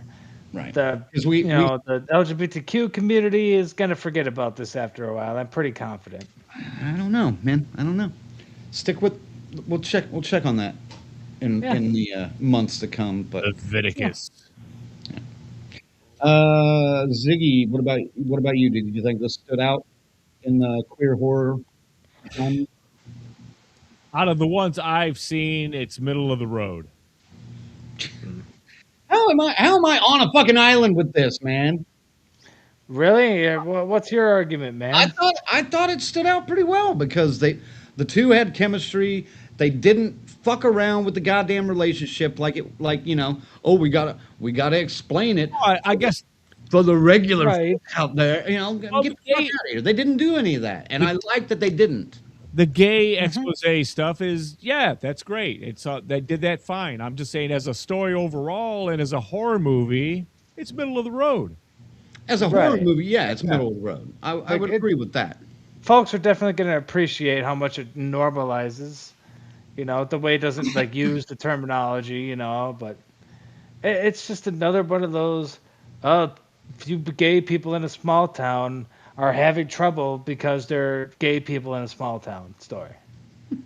There's a billion of those. No, like it's not anything new. If you've watched Spartacus or Game of Thrones, you've seen much worse guy-on-guy action than this one shows. You know, I mean, so and this has a pretty good story. I'm saying, like, you know, it is a good. The concept is so cool, man. And I wasn't even talking about the guy-on-guy stuff. I wasn't either. So no, but I'm just that's up to your own preferences. You're not wrong about Game of Thrones, though. Fucking even South Park was like, all I see is wieners. It's all wieners. But no, Game of that's you know. Spartacus, dude, is even crazier. Spartacus is pretty fucking. Yeah, man. But it's even then, like, you know, that doesn't. That's not an issue, though. I don't think this is a corner. There's plenty of straight sex in horror movies. Yeah. I don't think this is a cornerstone piece for, you know, the whole queer movie run. You know what I'm saying? Craig disagrees. He thinks it is. He thinks because we haven't had that many mainstream queer horror films come out. I think it just needs. If you're gonna go down into the horror realm with it, bring it how you want to. It's fine, but you gotta come a little. Well, vicious, man. You keep bringing up Queens of the Dead. I can't even mention that as a mainstream film because that was an indie film. Sure. It got released on what, Shudder? You know, so very niche audience. Yeah, I liked it too, but very niche audience is going to see it, and it's a completely different tone than this film. You know, if you want to bring up they them, again, completely different tone. It felt. To me, at least, felt way out of touch when it came to the writing of the characters and everything else. Shudder, wasn't it? No, that was like Hulu or something like that. Paramount. It was during a pandemic anyway, I think, or at the end of it. Yeah. But, you know, I thought they missed the mark on this. This is the first one that's, gotten a theatrical release, fairly wide, too, over 1,000 theaters, if I remember the notes correctly. And actually portrayed them not as jokes or cliches, portrayed them as fucking characters and let them breathe and let them live on screen. And I thought it worked in that respect. And then the horror, I mean, Jesus Christ, man, we didn't even talk about, this movie had one of the most impressive jump scares I've seen in a long fucking time. This one almost got me. I shifted a bit. The one in the bed? Yeah. Yeah. And we skipped over that a little bit. I meant to bring that up earlier. I think I missed it in my notes, but that's why that bus one got me, man, a little bit. Dude, that one in the bed was fucking solid, you know. And the two girls that were behind me, out of their chair a good foot and a half. Like I heard popcorn falling after that. It was hysterical. Lord. We need 3 more gags like that, and I would have said this is a strong horror entry then, you know. I still think, honestly, I still think the concept, even though it follows light in a way, I think the concept made up for the lack of, as Rick said, kills, as you were saying, you know, jump scares. The gore, when they had gore, it was pretty fucking solid and realistic. The severed head was the best one I've seen since Hereditary. So the severed head was good. The ear slice was good because, dude, it was gross. I've never heard this, but ears bleed a lot. Yeah. Like, I mean, you could just puncture them barely, and it's just like gusher, you know. And the fact that was good. The fucking arm down the throat thing was impressive. There were some interesting fucking moments in this. Were there enough? Clearly not for you. I thought it worked pretty well though. So, all right. I liked more the concept of it and then just like going, hey, you know, well, what do you mean? Well, who did this to you? You did, you know. Stay away from it. Well, Faye's asked for my argument. That's my fucking argument. Well, there you go. I do we think gotta move on. Though it's starting to. I know. I'm moving on. We're falling behind here. Moving on. Favorite moment. Phase. Oh shit. I should pass for a moment. I gotta think about that. All right, Ziggy. I Hold on, Ziggy. Rick, stop. I see what you're saying. Stop. Oh my god. Go ahead, Ziggy. oh, for God's sake. I love you, Rick, but oh my god. Okay, if Ziggy can't go, I'll go. I felt a great anxiety when he got locked off the bus and dude popped out and was just staring at him, Michael Myers style. And then He's like good. he looked away and stuff and like, hey, come on, open the fucking door. And they couldn't get the door open. And then he looks over back, he's gone. And the dude busts right around the corner and he's right there, and it's like, whoa. It was solid, dude. That was a good one. I enjoyed that quite a bit. I think, honestly, I love the jump scare, but I think my favorite moment was, and it's kind of two moments, but they blend together. I like that scene where Hunter's being attacked outside the store, and Name is just banging on the glass trying to, save him or, warn him at least, or do something since he can't get out of the store. But then when Hunter gets dragged into the darkness and the shot fades into daylight and we're going over this field and then there's his decayed, severed head. That sequence was just very well done. I like that a lot. So. The good looking head, man. Phase. It's tough to pick one because the mother never dies. There's no cat, so I don't know, man. I mean, I guess I'll go with. There was a scene where you could really see the hand on the neck. Was that the photo booth? Yeah. I'll go with that then. I'll go with the photo booth scene. Photo booth was cool. It's hard to really pick one though. In this. Photo booth is solid. Yeah. That's kind of when they went all in, I think, with the the special effects and those two scenes. the reveal of what was actually going on because they were kind of it's playing like he's just rejecting him. You don't really know that he's getting abused by a guy that looks like Name. Who? Name. Name. All right. Rick says his favorite part was a hand in the mouth. I can't knock it, man. It was wild. I was like going, I was just going, okay, there's deep structural damage to this guy's skull and trachea and everything in his throat now, but okay, it's a movie. I'm going with it. Right.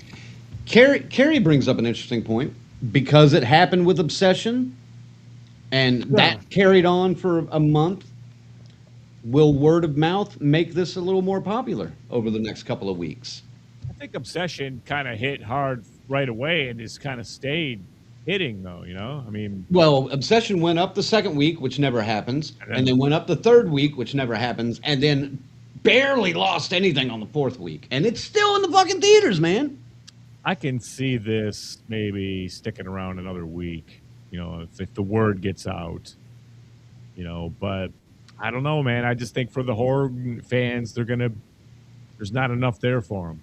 Not enough? Phase? I kind of agree. For the average fan, it's not going to be enough, but this was more romance than horror, It feels like this wasn't meant to be mainly a horror film. All right.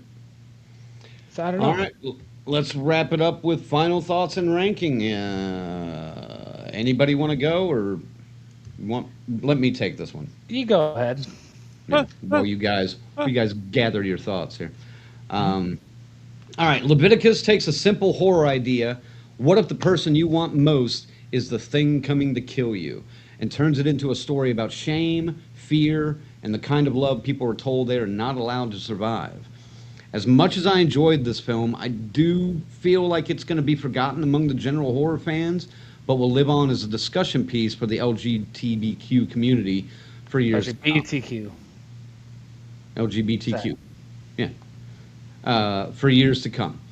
The performances are strong for the young actors, and writer-director Adrian Chiarella definitely delivers technically while still creating an emotional film. And like I just mentioned, not to mention he crafted one of the best jump scares in recent years. So I'm sure this movie is more appreciated by a different audience than me personally, but that doesn't make it a bad movie, and I'm going to give it a 7. Okay. So I'd be interested. I'm gonna agree. I'm gonna agree with the guy who got me my popcorn when I went to see this, who said it's a solid 6 or 7, and I'm gonna go. Oh my 7. God. Yay. I would definitely like to see more stuff from this director. You know, I think he's got a hand and an eye, so he's welcome to make more movies, and I'll check I'm him not out. gonna put him. I'm not gonna put him on that director to watch list yet, though. No, but Yeah. but we got you, bud. We're watching. We're watching. We're watching. Go ahead, Ziggy. Yeah, man. I really take this as a. I think this guy had some bullshit happen to him from his religious upbringing, and I've done no research on it. I'm just taking this from this film here, and he's really lashed back out at that here. So, religious conversion, tolerance, the bigotry about it, the holier than thou thing too. That you know, this supersedes everything that you think and feel. That can't be that way. You can't just do that. You know, in this world now, I don't think. You know, but he obviously doesn't either, and that's why I think I connect here a little bit. So I mean, it's. You know, yeah, this is not aimed at me, this movie, but I still get it. I would have liked to have seen a little more sinister stuff, but I mean, the concept is very fucking cool, man. And they do a couple of things where they flip it around, and you're not sure who to trust for a couple of there's scenes there. You're not sure who you're looking at, and that's very commendable. And, you know, yeah, I think you should see it at least once. You know, will it stick? Will it be a piece in the world? I don't think so, but we've been wrong before. My score is 6.5. Okay. All right. Yeah. Like I mentioned, I mean, now that I know that the writer and director is, queer themselves, it definitely helps with the whole perspective thing I was talking about earlier. So that's just me being a little too critical, I guess, which I tend to be, especially with this kind of thing. But that said, I really wish I'd seen this mother die. So I am going to subtract a point for that because I'm a petty bitch, and I'm going to do it for Rick too because he also wanted to see the mother die and the priest. Fuck them both. They should have gotten their comeuppance for this evil, evil, evil shit that they've done in this movie, but whatever. The mother lost her son because he's never coming back home. And yeah, fuck the priest. But I'm going to give this thing a 6. And I know it feels kind of low, but this is a well-acted film. I don't see myself remembering this very much. It could have been more satisfying. The fire was a very dissatisfying solution. I did not feel like it felt too easy. Like, for how threatening this demon was, it became suddenly so easy to Blumhouse with away, And here, I got our averages. And it's just... The demon was kind of an ass. He was. Wow. So, yeah, the demon's kind of a pussy, but not a bad movie. It's well acted. It's a decent entry into LGBTQ plus horror films and queer horror in general. It's not great. It's not bad. It's dude. Gonna be forgotten about after a few years, I'm sure. But it's fine. It is cool to see a movie that doesn't have just the cliche gay characters on the side as extras thrown in as comic relief. So that's why should be mentioned. It should be celebrated that way. So. That's what I'm saying. Thank you, Carrie. We're with you. Yeah. What do you think, folks? Leviticus. Yeah, Rick, give us your thoughts. There it is. Immediately after, he gave it a 9. I think he means 9.5 to a 10. Yeah. But after realizing none of the bad people got any consequences, I got to drop it to a 7.5. Damn. See, I'm right with you there, Rick. They needed consequences. A little. Like weapons. There were consequences in weapons. Well, Weapons was also a 2-hour plus long movie. And I loved it. Yeah, it was more captivating for some. I don't know. But, you know, Weapons. Well, Weapons was a better film overall. Like I'm interested in the Gladys prequel. That would be very cool. Yeah, and it's Or is that happening? Well, so far everyone's agreed. 2028. Yeah. No shit. Awesome, man. Fuck It's yeah. already got a release date. I haven't heard about that at all. That's awesome. Oh yeah. You've been moving for a month and a half. I know, man. I've been busy. You've been living out of a goddamn U-Haul for 6 weeks. Shit, man. That's what it feels like. But man, yeah, that was a good review. All right, there you go, folks. 6.5 from the three of us. Yeah, go and check it out and tell us we're wrong. I don't care. You know? Yeah, go right ahead. I mean, we know we're agree wrong with sometimes. us. But I appreciated this movie for what it was and what I hope it does for more inclusion and more stories, you know, that open the door a little bit more. Certainly. Without being so fucking cliche or like pushed in a weird way. It just That's true. That's I mean that whole the whole religious, you know. oh, there's got to be some documentaries about some of that stuff too. The gay conversion Oh god. camps and shit. Oh, just how evil they were? I'm sure there are. There's got to be. So though just the stuff that I've heard are yikes. Oh, they're evil. Pure evil. Yeah. Oh, The town I just moved to, Yep. a little Carrie fun just- fact. Oh. What's up? Go ahead. The town I just moved to, a little fun fact. There was a church that was open up that was going to do gang conversion, but so many protests prevented that from happening. So, yay for that. Fuck your gay conversion camp bullshit. Welcome to town. How could anyone take that seriously? Anyone? Have you met people outside of this room right here? Yeah, but I'd even be looking at them like, what are you talking about, man? You know, are you serious? Do you read the internet at all? Like, they shouldn't be doing that. Next time we're taking our jabs. You'd be shocked, dude. Yeah, and speaking of cliche gay characters, the token gay characters who buy Michael Myers' house and got killed off in 2018. Right, that one. But even in that movie, those characters were praised. You remember how praised they got for being just, Thrown in. in my opinion, Existing, yeah. for being over the top and like badly written. I thought. Well, of course. And it's the dude from In Living Color. No, from Mad TV. Oh yeah, it was Office Space, wasn't it? Which one? Mad TV. Mad TV. Yeah, Mad TV. Yeah. So. Living Color, showing my age there. All right. Well, anything else we want to chat about tonight, folks? Before we wrap this big dog up. Let's wrap this big dog up. With the Halloween game Yeah. on pre-sale now, folks.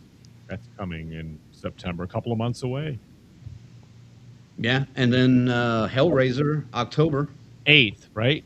Yeah, It's 1 month later. and then Saw, Genesis next year. 100 years before the first Really? movie. Right. And then I saw another one announced today based on that Phasmophobia, They, another video game that we've been told we need to play. Right. Never did Couple of- touch that one. We've never messed with it, but if it goes on a good sale, I'm down to try it, especially now that. Yeah. But keep in mind, Dead by Daylight's getting a video game or a movie. yeah. I mean, But you that was saw- announced like forever ago. Is it still I know. happening? Well, it's now so it's really happening. yeah. Wow. And Well, especially because of the success of Jason being sold on, but Right. Dead by Daylight back into the fucking stratosphere. yeah, but they're releasing they're revamped the entire game. It's all a whole redo, like Yeah. fresh everything, fresh maps, fresh actions, fresh I mechanics. could try it. You know, it's just it got a little too crazy. It did. Little too many things to memorize. But some of that was also who we were playing with at the time as well. Well, of course. Let me tell you. Yeah, but anyway, beyond that, But no, yeah. Blumhouse is doing the Dead by Daylight game, and they're also it's Blumhouse and Atomic Monster. So, yeah, that's Well, not fun. Atomic Monster, I'm okay with. Yeah. Blumhouse, It's gonna get weird with Blumhouse. At least they're doing their own characters. Like, remember we talked about that 10 years ago. mm-hmm. They could do a Dead by Daylight on this. And Yeah, you could do a couple of different characters, and yeah. But I think they're also attached to that Phasmophobia too. So Right. we'll see how that goes. Yeah. Hey, FaZe, what are we doing next week? I see you put a graphic in for this, so I'll just I did. get that going. Folks, next week, I'm glad to be back, first of all, but next week we are going to be doing our top 20 films of 1986. I think it'll be easier than you think. I know it'd be easy, it's just you're not the one making the graphics. But That's yes, top 20 films of 1986. So, folks, bring your lists and let's talk about it next week, and we'll have a good time.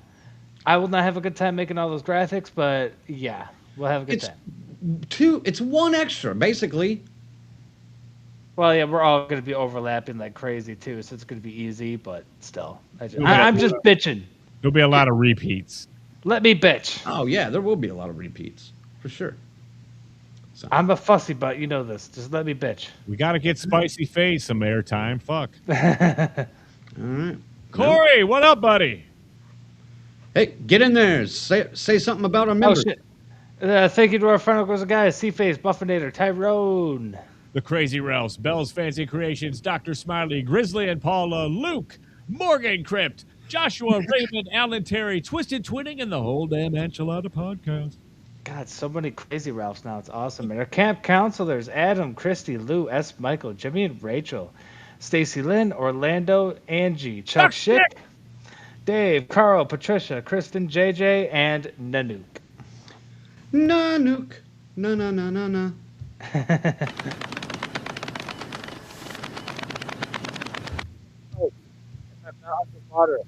If you want to become a member of the DCS, all you have to do is go to deathcursesociety.com, pick the tier that fits your wallet, and you will be entitled to all the benefits and privileges before thee. And we'll thank you, as FaZe says. God damn it. God damn it, thank you.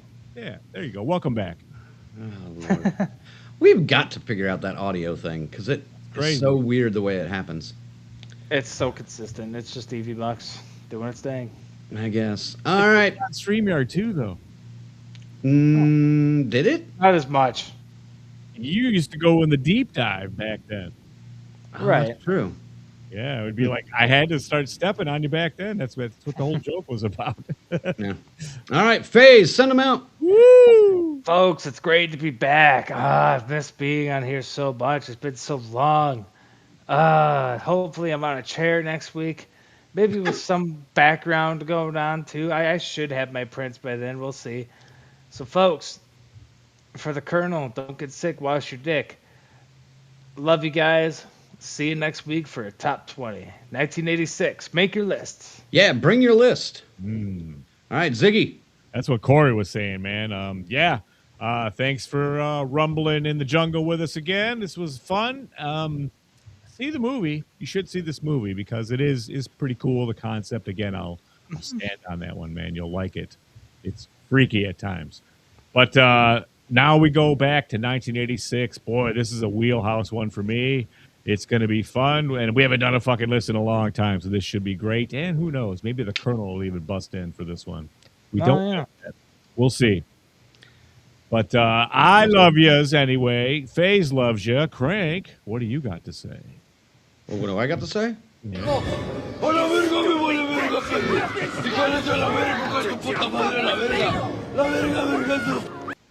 Oh my god. And that's it. No. Yeah. No, thanks for tuning in as always, folks. We do appreciate it. As you know, join us next week. It's going to be a good time, I can assure you. And make sure you bring your list. It doesn't have to be 20. It can be 5. It can be 3. It can be 40. We don't care. Bring a list. Put it in the comments. And yeah. So for Zigzag, for the Colonel, for FaZe, this is Red Crank saying DCS out. And we will see you next week when we go back to 1986. Woo! Dear Reddit.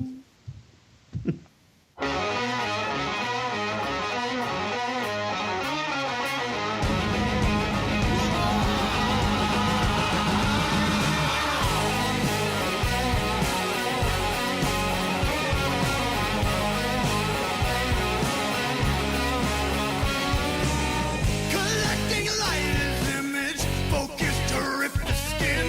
Remembering those muddy creeks, illusions to swim in.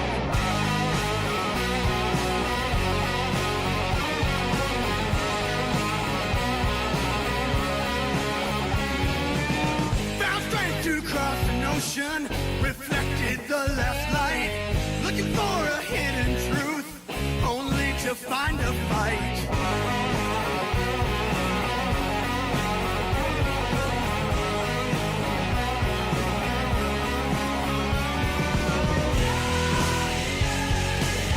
I found a new way to leave behind the past.